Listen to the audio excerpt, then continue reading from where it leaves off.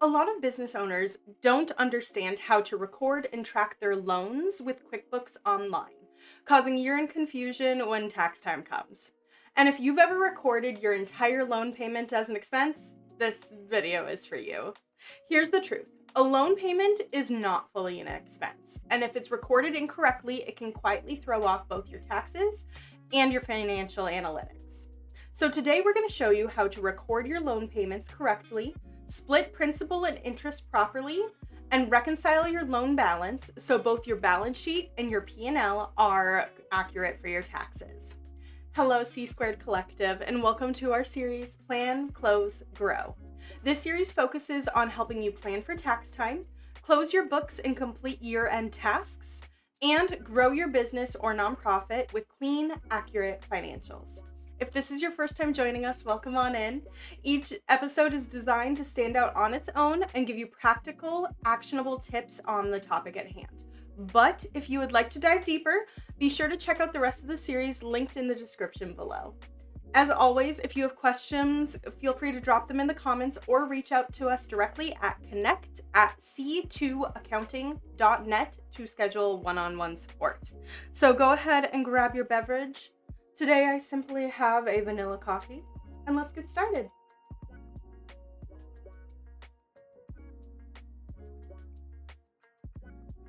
Before we click into QuickBooks, let's understand what's actually happening. Every loan payment has at least two parts. The principal, this reduces what you owe, and the interest, this is the cost of borrowing the money. The principal lives on your balance sheet, where the interest lives on your profit and loss statement. And that distinction is very important. When you are making a payment, only the interest portion is an expense. The principal portion is not an expense. It is simply reducing your liability. So if you are coding the entire payment to an interest expense or a loan expense, your profit and loss is overstated and your balance sheet is inaccurate. And that creates cleanup later. At C-Squared, we believe that clean books give you clarity and clarity leads to growth. So let's walk through how to do this correctly. First, we want to make sure that the loan exists correctly in your chart of accounts. In QuickBooks Online, we are going to go to Accounting and then Chart of Accounts. Go ahead and look for the loan account. You can always search for it by name or scroll down to the liabilities. It should be set up as the account type, long-term liabilities, or other current liability if it is short-term, and the detail type, notes payable. It might be labeled something like SBA loan or Chase equipment loan or a vehicle loan. If you do not see the liability account for the loan, that is your first correction. I always recommend talking to your accountant or scheduling an appointment with us to make sure that the liability is set up correctly. We will not be going over setting up loan liabilities in this video, but let us know in the comments section if that is a future video that you would like to see. Remember, loans do not live on the P&L. They live on the balance sheet, and a liability account represents what you still owe. Now, here is where most mistakes happen. QuickBooks does not automatically calculate your loan split for you. The lender does. When the monthly payment comes through the bank, it is typically a lump sum of principal, interest, and any fees. In order to properly record this, you will need to look at your statement for each month. This is typically found in your loan portal or sometimes emailed or mailed to you. Every statement looks a bit different, but they should all have a very clearly labeled beginning balance. So this is what you owed in your loan at the beginning of the month. Your total payment amount, so this is what exactly came through QuickBooks, your interest portion, your principal portion, and then if you have any fees, so for example, a late payment fee, and then the ending balance. So this is what remains in your loan after the payment. This statement tells you exactly how much the payment reduces your loan, the principal, and how much is the interest expense. As best practice, download the statement monthly or quarterly and save it in a loan folder. This becomes your backup documentation and makes reconciliation simple. Now, let's assume that your loan payment has come through the bank in QuickBooks for this month. There are a couple of different workflow options here, so let's go over our first one. Option 1 is splitting the transaction as it comes through the bank. This option is the best for accurate books immediately and is our personal recommended workflow.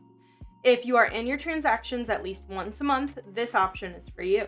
If you need a review on how to get there, go to your apps and accounting, and then find bank transactions. Go ahead and scroll down until you find your loan payment and open that bank transaction. Here you can click split at the bottom. So make sure that you put the proper vendor on the top. This is very important to find things later. And it's usually the name of your loan holder. You're then going to create at least 2 lines. Line 1, the category is going to be your loan liability account. And the amount is going to be the portion of your principal. So this is what's reducing the balance of the loan. Line 2 is going to be your interest expense, whatever you have named your category there. And the amount is going to be the interest portion. This is the true expense that will show up on your P&L. If your lender has charged any fees, such as a late fee or an account fee, you may have a third line. This is going to be in your category bank fees, or if you have a separate loan fee category. And then make sure you put in the amount there. The total at the bottom of all split lines must equal the total payment on your statement, or what came through QuickBooks. We recommend attaching the statement to the expense as well down here in the attachments section. Once everything is matched, feel free to save the transaction. Let's move on to option 2, which is post the transaction as it comes through the bank and split it out later. Now, we understand that you are a very busy business owner and you may not have the resources or time to be in your books monthly, or you may have an employee working on categorizing while you review your books later. If this is the case, this may be a better option. Here's what you will do or instruct your employee to do. When the loan expense comes through the bank, put the name of the loan holder as the vendor and categorize the entire thing to the loan liability. This way, you can still reconcile your books monthly and all the loan transactions are in one place. Then, once you have your monthly statement or you are waiting until a scheduled quarterly finance review, head on over to the liability like I showed you earlier. Go to accounting, then chart of accounts, and look for the loan account. You can always search it by name or scroll down to the liabilities. When you click into the liability, you can see all categorized loan transactions. However, the interest is not split out yet, so this balance is not accurate. I personally recommend, if you are using this method, to reconcile your loan at the end of each of your sessions in here, which we will talk about reconciling in a second. And this way, the unsplit transactions will stick out like a sore thumb because they won't have the R on here. Click into each of the transactions that you need to split out and split them like we discussed in option 1 and attach each monthly statement. Or if you would rather do one transaction to adjust interest quarterly or annually, you can do a journal entry. However, this puts all of your interest expense once a quarter or annually. We typically recommend this method if your statements come quarterly or annually. To do this, we are going to create a journal entry. Select the plus create button in the top left and click journal entry. Date at the end of the period that you're making the journal entry for, so the last day of the quarter or the last day of the year. Then name your journal entry something that makes sense, like quarter 1 interest and the name of the loan. In the first line, put your account as the loan liability and credit it the total amount of interest accrued on all of the statements for that quarter. If you have a quarterly statement, it'll just be the interest number. And if you have a couple of statements, so if you get your statements monthly, you're going to want to add up all of the interest that accrued in that quarter. In the second line, this is where we're moving all of that interest to. So put the same amount to debit the interest expense. For all journal entries, you want to make sure that the total at the bottom are matches, and I always recommend attaching all of the statements at the bottom. Now, save and close. As you can see in the loan liability here, we have increased the loan to match the end statement balance by splitting out the interest. Option 3 is to hand this off to your accountant. If you're watching this video and you are going, absolutely not, that is understandable. However, since it is something that does need to be completed before your books are passed off to your tax accountant, for taxes, It is always an option to ask your bookkeeper or accountant to reconcile the loans. Then, all you need to do is provide statements to them. If you do not have a bookkeeper yet, this is a service we provide. So head on over to our website and submit an inquiry for more information, or email us at connect@c2accounting.net. Now we're ready to move on to the last step, which is reconciling your loan. This is the step that unfortunately most business owners skip. However, just as reconciling any bank account is incredibly important, so is reconciling your loans. And here's how we do that. Head on over to your liability just as we have taught you. Click Accounting, Chart of Accounts, and search up the loan or scroll down to your liabilities. Find your most recent loan statement and locate the ending balance, just like we talked about a bit ago. Now we are going to compare that number with the ending balance in the QBO register. If you have all of your transactions in and you are doing it really recently, then that'll match this number in the top right. However, if you have a couple of additional transactions in, you're going to want to go to your last period transaction and look on the balance over here on the right. If your numbers match, great, we're ready to move on to the next step. If they don't, this is your chance to take a minute, go over your most recent transactions and monthly statements, and make sure that you split everything correctly. Now that we are sure everything matches, we can reconcile. This is very similar to reconciling a bank account, but let's go through it. If you are already in the liability register, you can click this green reconcile button on the top right of the register. Alternatively, if you are not, you can go to Apps and Accounting and select the Reconcile tool. And then in the drop-down menu, just search for the liability to start the reconciliation process. Enter the amount from your statement and select the ending date of your statement period.